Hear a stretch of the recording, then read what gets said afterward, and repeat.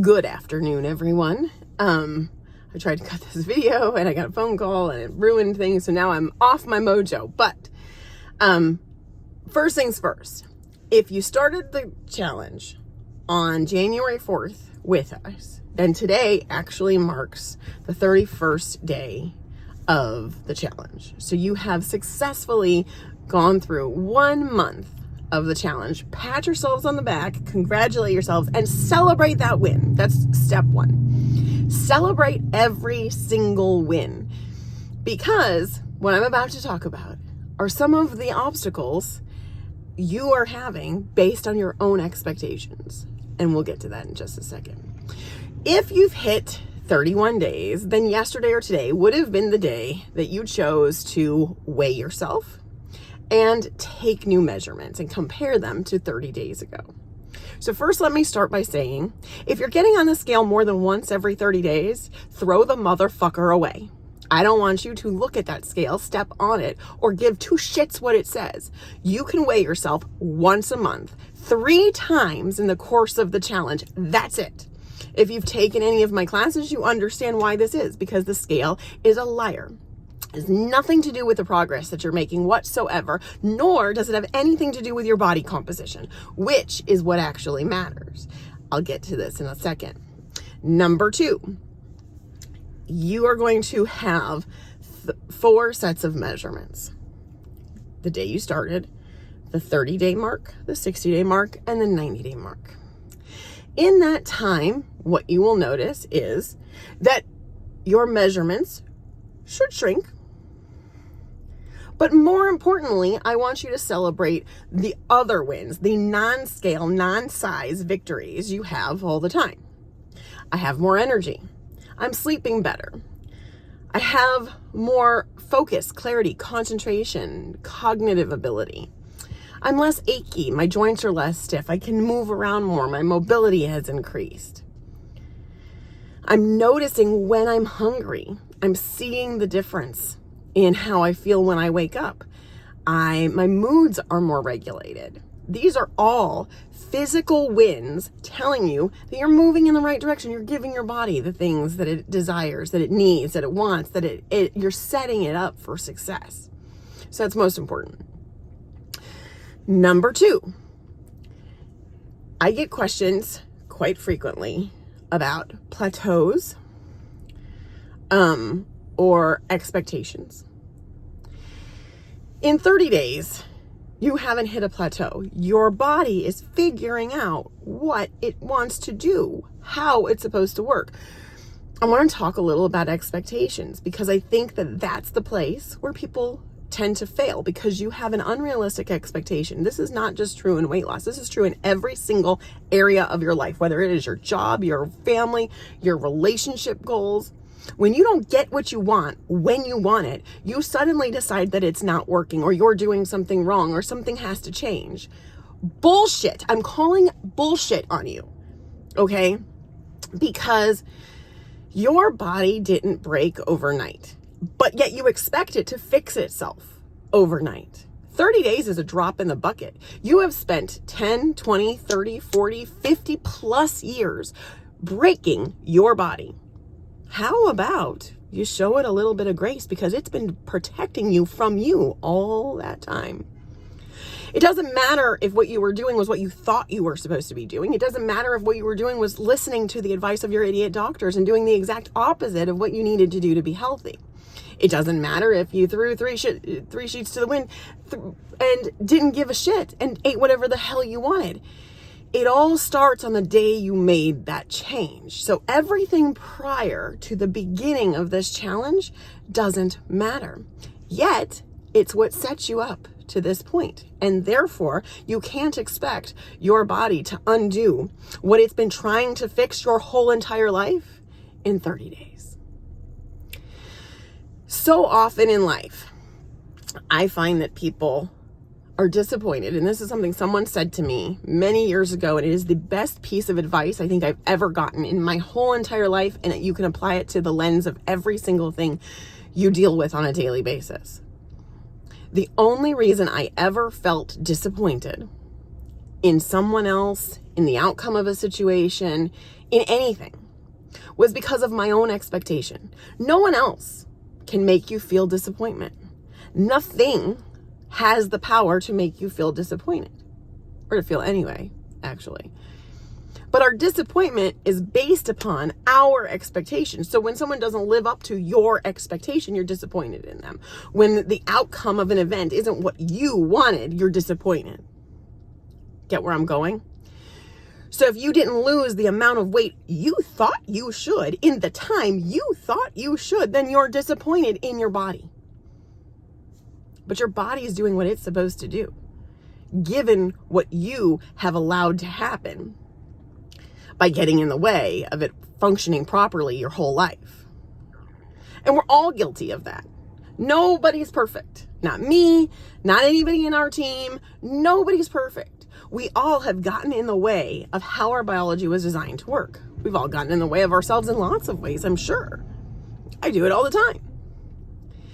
But the reality is that you have to have a realistic expectation, which is, I will get where I'm going when my body determines it's the right time, based on what my body decides is most important to fix first.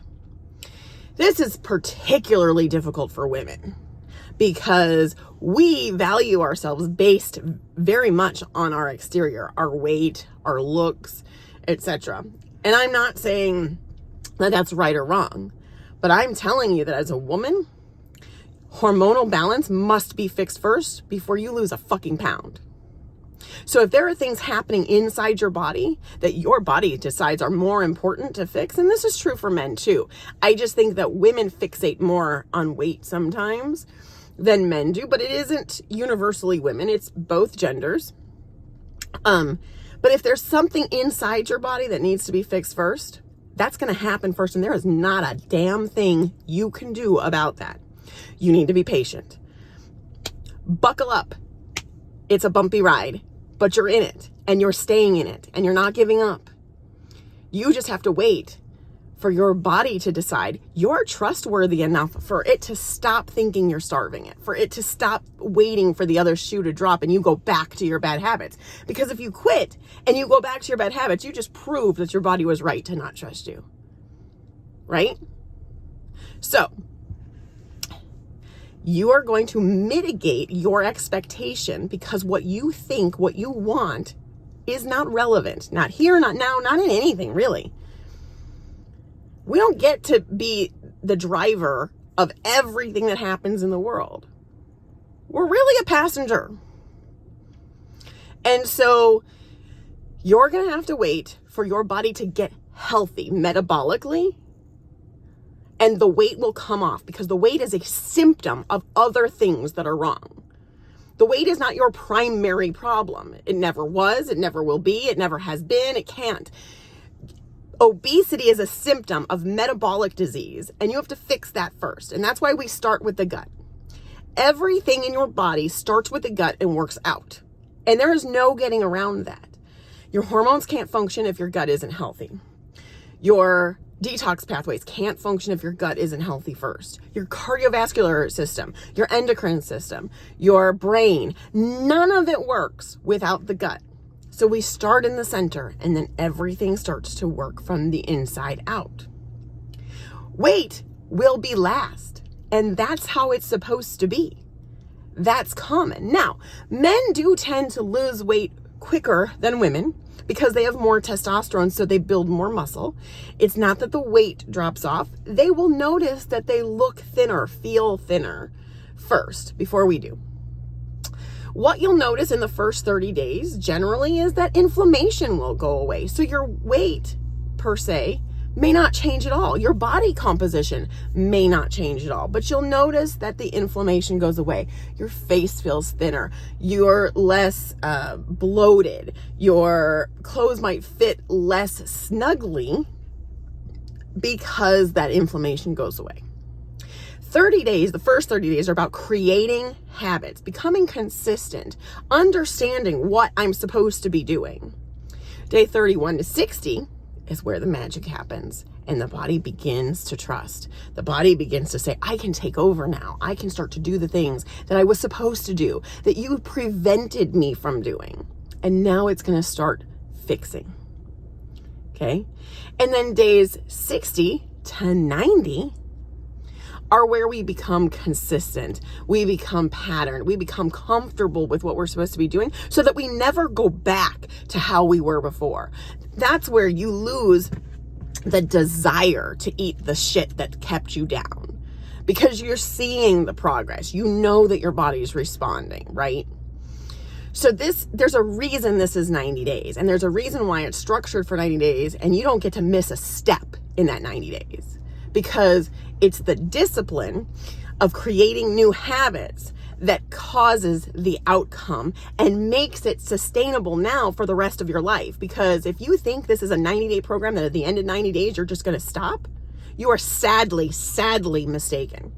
This is 90 days to build the rest of your life.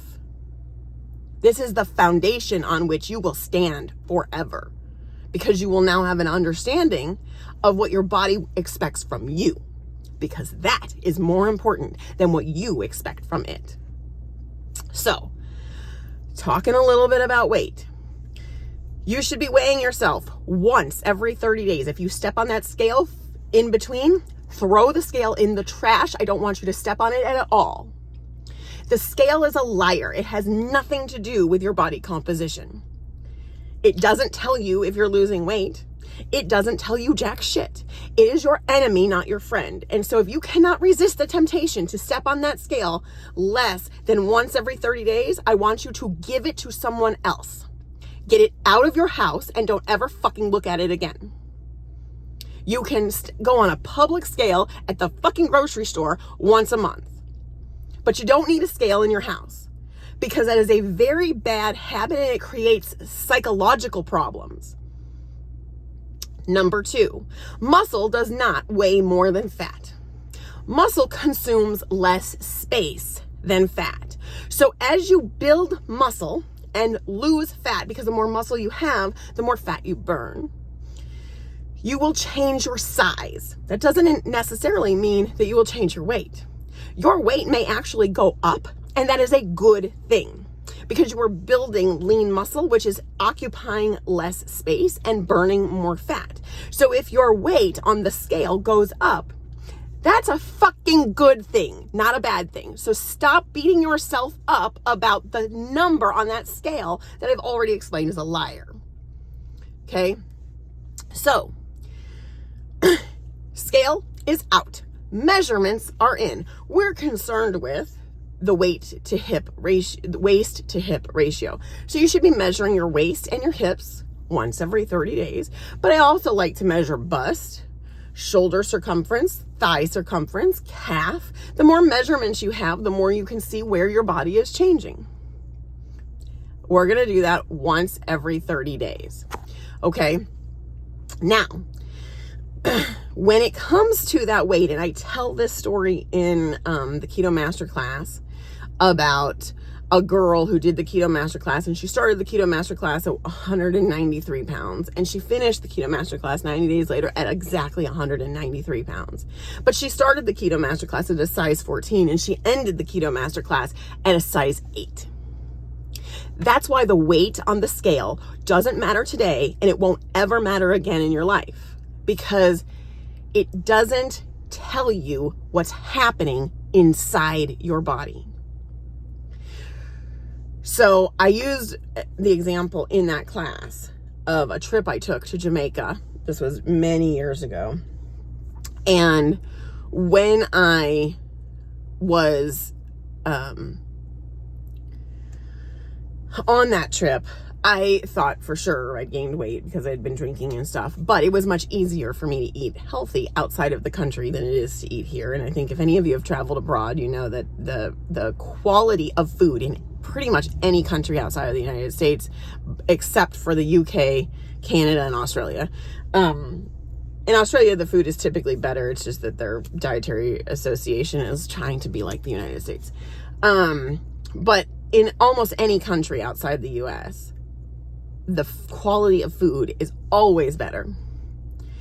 And so it becomes easier to eat healthy even when you're not trying. I was somewhere the other day and I was talking to somebody that they split their time between Florida and Costa Rica. And they said every time they go to Costa Rica, they don't try and eat healthy like they try to eat healthy here in the US. But at the same time, the months that they're in Costa Rica, they're less inflamed, they weigh less, they feel better, their clothes fit better, they have more energy, they have more mental energy, they have more stamina. And then they come back to the US and now they're trying to eat healthy, and it's much, much harder for them to feel good even when they're eating healthy food. That's true. So in this story, anyway, I go on to talk about how I went to Jamaica, I ate more, I worried less, I had a good vacation, I came back, and I had dropped a dress size. I weighed the same. I weighed the exact same on day 1 and day 10 or whatever, but I had dropped a dress size. That's why the scale doesn't matter. So before you get all bent out of shape about being on a plateau, ask yourself, am I really? Sorry, I swiping messages. So that's number 2. So scale lies, muscle weighs more than fat. Those are the 2 big things. Number 3 is that hormonally, we do have to fix, well, not just hormonally, everything on the inside. Remember, I've said this before, you are not what you eat, you are what you absorb. If the body is compromised and you are missing nutrients, that has to be fixed first. Again, that's why we do the detox. We give you a foundation. Then we provide the custom nutrition, and that provides the stopgap between where you are and where you want to go by giving you what's missing based on you, your genetics, your lifestyle, your diet, your environment, and your diet. That's your stopgap. That's going to help you get there faster. And then obviously, changing your diet is going to become the sustainable long-term solution to all your problems. So now, plateaus themselves are natural and normal and should happen. And that's your body's way of recalibrating, taking stock of what the next thing is it needs to fix. If that plateau is long-lasting, then we make tweaks, but we never make tweaks faster than every 90 days. It takes 90 days for your body to catch up. So you're not going to change anything till 90 days. And then you're going to review your assessment with your team member and determine which changes strategically to make based on what your body is telling us. Okay. That's number 3. The last thing I want to cover today, and then I want to get off here because this became longer, of course, than I wanted it to. It always does. Is the importance of staying connected, right? So are you checking that checklist every single day? Are you getting adequate protein every single day? Are you making sure you have sleep hygiene patterns so that you get the best quality sleep? Because guess what? You only lose fat when you're asleep. Are you moving every day so that you can help your body build muscle and burn fat? Are you getting adequate electrolytes? Because at the end of the day, what flushes fat out of our bloodstream is those electrolytes.